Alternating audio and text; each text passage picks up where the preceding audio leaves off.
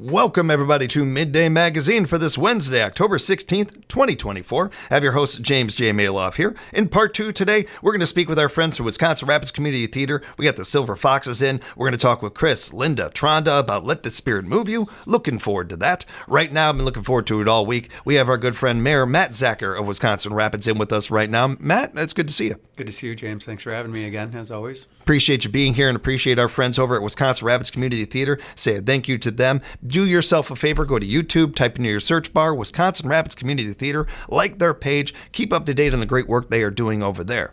Matt, how you doing? How's things been? Doing well. We just spent, still in the middle of the budget season, so this is my first time around being, I don't know if I say on the inside, but really being a part of the nuts and bolts and understanding better how it goes and how it all comes together. And then you start to chip away at it, to try to get it down to where the numbers become more equalized of what's coming in and what's going out. We've had a couple of big things happen that are coming down the pipeline that I'm sure the folks would be interested in hearing about. We did give some hefty raises last year in terms of a step system and trying to put people in the place and get them in line with where the market rates are, but also gave them another bump with the aldermen. We voted on giving them if they've been there for a long time, according to those years, another bonus that way. That's all great, and we want to take care of the employees and let them know that we appreciate the work that they do, but at the same time, you got to pay for it still. So you got to find that in the budget, and so we had to work on that.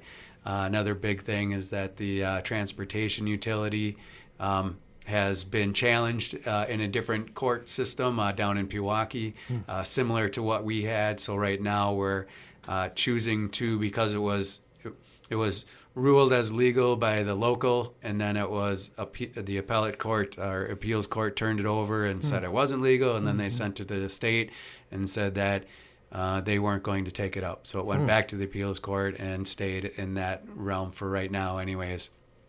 So we did the safe thing right now and put it on hold. Right. So we're working on other ways because we don't want to go back to special assessments. We worked really, really hard to take that burden off the people as the prices go up, and you're paying, half the price of your house to get the roads done outside. It just wasn't really fair anymore. So we tried to spread that out quite a bit. And so that's been another part of trying to get the money to equalize and work our way through. And then, of course, at the end of it all, you got to pay for the roads and make sure you got money for the new roads and the utilities underneath those, and then the mill and overlay where we're grinding it up and putting down new stuff right away, and also the chip and seal. So it's all coming together though, but it's definitely a stressful time for everybody involved. A couple of questions regarding the budget. We'll stay right there for a second. First, from your perspective, going into this, you mentioned that this is a little bit different being on this side of things. What has been maybe the most surprising part of this for you? It's hard to say. I think that it's just the biggest part is how big and broad it is. Like even I was on the Finance and Property Committee for 2 years as chair, so I'm a part of that conversation. Yeah. But really being on the inside of it, and really over the last 6 months, just getting to understand how many moving parts there are, how many people are involved. Yeah. I think that's and again, it's small compared to a lot of things, obviously. Yeah. But in the sense of what I've been through and what the community has to offer in that sense, it's big and it's important.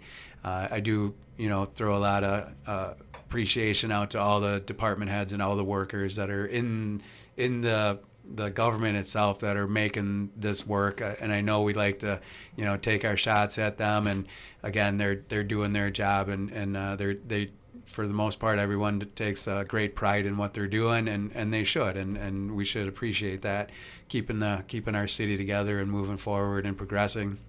And my job in turn is to help everybody see that a little more clearly and get everybody more on the same page and keep some of that cooled down. Some people you can't win over because it's it's kind of part of who they are to complain about the government. So I understand it. I've been there too myself. So. Right. As my papa used to always say, that one political party could have the cure for cancer and charge $1. The other one would say they're charging too much. Yeah. There's some people you're never going to be able to please everybody, kind of thing.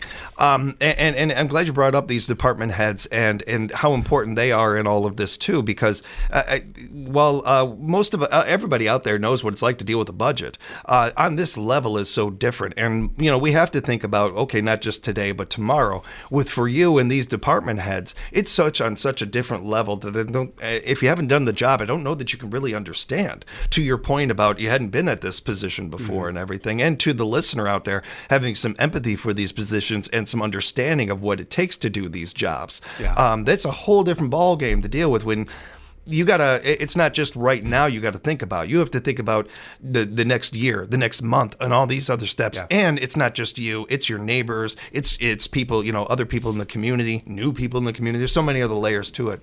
Yeah, I appreciate that. People are. We're really looking into now, like taking it 10, 15, 20 years down the road and saying, okay, these are the same streets. We're landlocked by all the other communities. We know we have development that we want to do and that we can do. Let's really try to organize what we have and have a plan, a really long-term plan on the capital improvements and what that takes, and then all the machinery that it's going to take, because you do have to rotate the machinery through. But it's expensive, and it's only going to get more expensive. So it's it's all moving very fast, but at the same time thinking ahead. And I appreciate that everybody's working with each other to do that. To the audio audience out there, we have the last fly in Rapids in this room right now. He's just bugging the daylights out of you, man. He will not leave you alone. I can handle it. He was messing with me earlier during the morning show. So, recently we had meetings to discuss the city's downtown revitalization. Had some great meetings. Heard some great feedback from the community on this one. A shout out to Kyle and the gang and everybody that was a part of those. The city asked for residents' ideas, input, and involvement as a part of the downtown master plan. Updating the master plan, how did that go? Were you able to attend any of those? Yeah, I did make it in there and went through the same talks that they're giving everybody else to understand better what they have to offer, how they come to their their master plan, I suppose. And I think it's great. In the end, all the ideas are there. I think the big thing that is always the struggle with this is bringing all the people to the table and getting them to let their guard down enough, because a lot of the property downtown is owned by, either private entities or foundations in the city. So in the end, a lot of the dropping the guard and building the bridges and trusting each other enough to say what's in the best interest of everybody and how can we all get part of what we want in that picture in order to make progress, because otherwise it just sits there. And if it just sits there, everybody's going to kind of lose hope that something's going to happen eventually, and that's not what we want, especially at this time when things are happening at the mill and things are possibly happening on the west side with the tracks, and all these things are kind of in play. I think it's a great time, and this encompasses that whole downtown area to include, in my mind, it's got to include the rafters and the aquatics park and everything that's a part of that whole area. It's all one community. It's you don't get to see this in politics very often, but I think on a local level, if you're paying attention, you really do. What Mayor Zacher was doing with the water park and some of those ideas, and trying to bring in not Zacher, Verwin. So what he was doing was certainly ambitious and trying some different things and trying to bring in a different economy and some of that.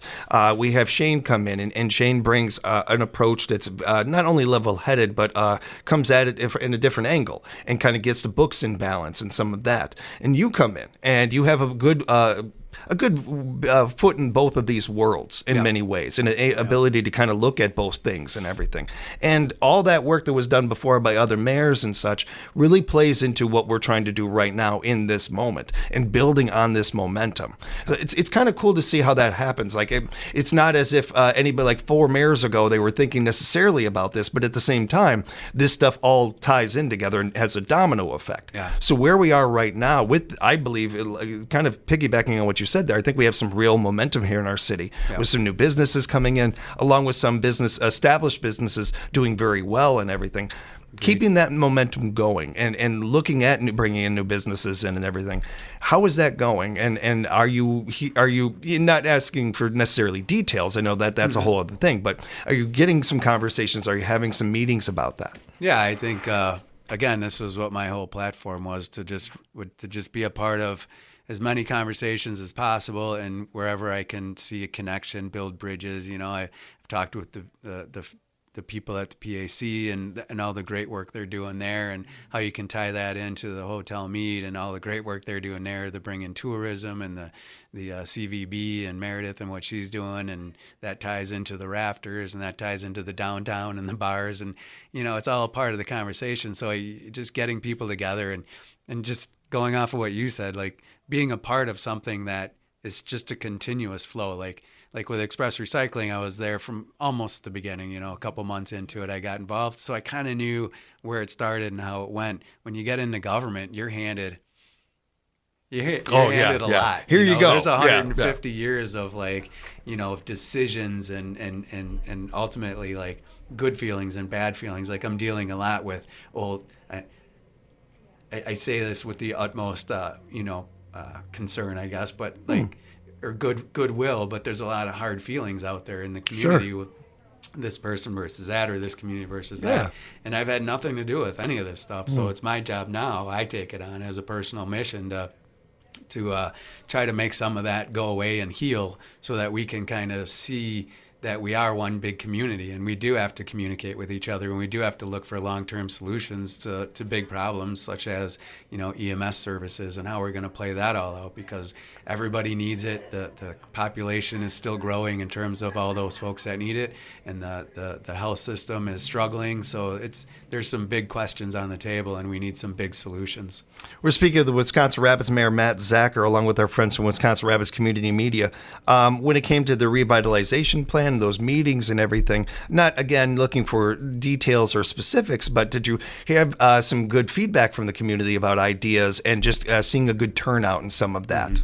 Yeah, I think again, people have the properties and they got to come to the table, but the ideas that are out there are great. And I've said this before to you, like I have mixed emotions about master plans and all these plans that come together, because in the end, you pay a lot of money for a plan, and if you don't execute anything in the plan, then it just kind of sits and collects dust, and that's what people, a lot of people are frustrated about. So this is my time to say, okay, well, we have a plan, so now we enact the plan and we make it happen, to the best of our ability. And if we actually get some successes out of the plan due to what the conversations were, then it's a win, and it was worth the money that we spent, and everybody will be excited about what's coming. And really downtown, when you think about, we just delayed the Jackson Street project because we were going to work on that street next year.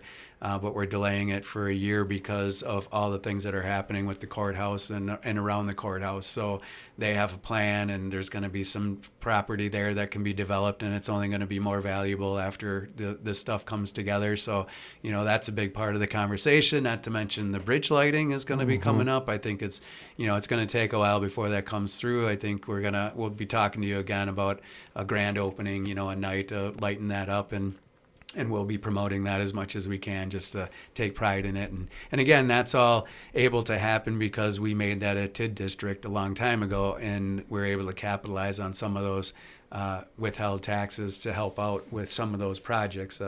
Another one will be the big wall that's in Veterans Park there. We're going to have to do some work on that. And that's a big undertaking, and now's the time to do it because that funding is there specifically for these reasons. Otherwise, it wouldn't be there, and it would be all debt. So we appreciate it and got to use it while it's there. So as far as the next step after, now that these meetings have wrapped up and everything, is that kind of the next step, the next stage of this is to plan out, is the what to do, how we're going to do this and when we're going to do it and that? Yeah. And again, Kyle has most of those details, and I kind of let him take the front seat on that. But they're going to come together with the overall plan of like all the ideas that they've come together with the stakeholders and then the community and kind of put it all together. So it'll be exciting to see, and I look forward to doing that. I look forward more to building the bridges and trying to get these folks together and make stuff happen, because that's the fun part. You mentioned the railroad and some of the talk about the train system and some of that was going on. Between that, some of our construction that's being done here in town, how are all these projects going? Everything seems to be going smoothly from my end. Yeah, we ended up getting all the letters of support that we could possibly get from Port Edwards, School of Port Edwards, Seneca, obviously Rapids, the county, the highway department, the state DOT, CN Railroad, which were two big ones. We actually got Urco Worldwide to give a letter of support just because they're part of that train system that goes out there. And we also got Chemtrade, who is General Chemical up on 12th Avenue, that, talking to them about possibilities of moving that facility to the industrial park. So that's big. It would change that, and it would change that whole corridor there and be able to open up that for investment, which would be really excellent.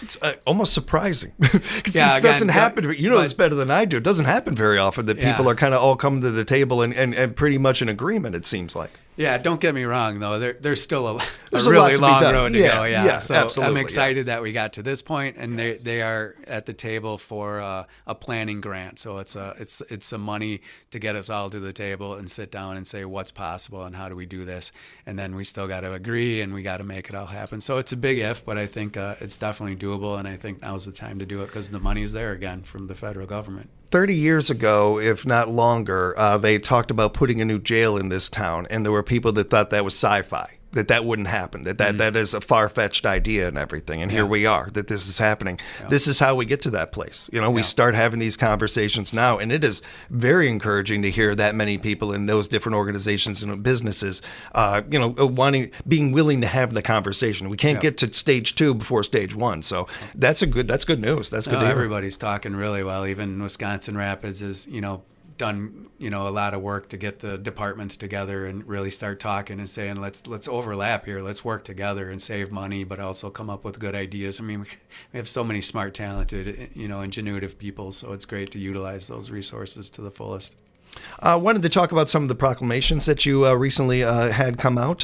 Let's touch on these and let the audience know about them. Yeah, so these aren't quite out yet, but I did want to get them out there because I don't know if we touch on them next time around. So I got Community Media Day, and I just wanted to throw a shout out to Joe and Taylor and Angelica, who is our intern, and she's doing very well, helping us out, and we appreciate that. And again, they do so much, and they're so talented just in their ability to put together the TV station and all the videos that they do. We're doing a lot more. We just spent some money on revamping our studio, and that's going to be great. And we're doing setting up more of the ability to crossbreed between maybe a news where you're kind of facing the camera, or also just doing a podcast where you're talking to each other. Kyle and I put one out just to try to get some information out to the community recently, and that worked out well. Working out some glitches and just trying to figure some stuff out. So it's good, and I just want them to know that we appreciate what they're doing, and every other community media people that are out there helping out their communities. And then, of course, Free Speech Week between 21st and 27th. Obviously, we all know that we need to cherish and protect free speech, no matter what it is. And so I appreciate it, and I appreciate everybody else being able to have the free speech that we have and the rights that we have, and we got to make sure we keep that safe. We're very thankful to not only Wisconsin Rapids Community Media and the decades of service and great work that they have done over there, and certainly our current team that we shout out and appreciate all the time. That is important not only in our community but all communities. These oftentimes are not only our main sellers, our main mascots for our communities, but also informing people that may not know of certain things otherwise and giving people insight on stuff that they may not know otherwise. There's so many angles to what they do over there, and I appreciate that great work. And it's nice to have these proclamations that give us it's an opportunity to highlight these things that we don't always get a chance to. Yeah, that part is great. There's also a White Cane proclamation that I put out, which is also a great one for the blind folks in our community, and just making sure that we support them, as they're making their way through life, and facing challenges that we all face and overcoming hurdles that we all face, so some bigger than others. So we appreciate that, and just being aware of each other and taking care of each other when we can. Another gray area that we don't always get a chance to highlight and look out for or have some empathy for. It gives us that opportunity to do that as well. And also, you recently had the Domestic Violence Awareness Month as a proclamation. I am appreciative of that. As I always mention to the audience, I'm on the board at the Family Center. This is a topic that is very important to me. There is no gray area on this topic for me. There is being on the right side of history and not when it comes to domestic violence. I appreciate that we have a mayor, that we have a community that's on the right side of history when it comes to this topic. And it's very appreciative to me that we can talk about these things in an open voice now and hopefully do some good work when it comes to this topic. Yeah, I think I appreciate that. I appreciate everything you guys do and everybody that's working hard to make that happen.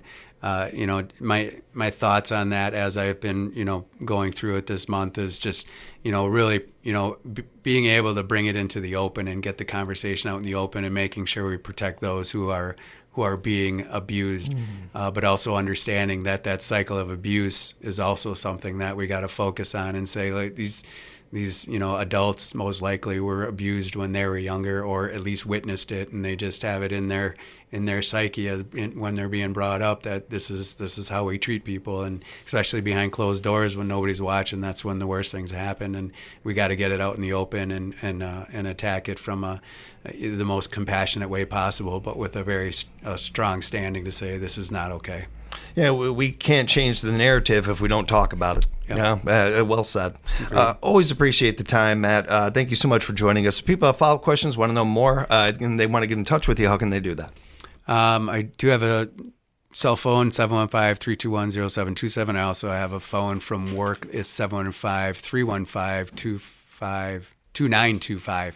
Yes, we never call ourselves. That. Nicely done, though. Nicely done. But I do like when people call and we set up times to go out. So it's the option's always there to give me a call. And even when people disagree with me, I'd rather have a face-to-face conversation and come to some common ground with people so they understand where I'm coming from instead of just hating me without understanding why. Right. So. Always appreciate the time. Looking forward to hanging out again next month. Next month, no fly next month. I promise. No fly next month. Appreciate that was fun.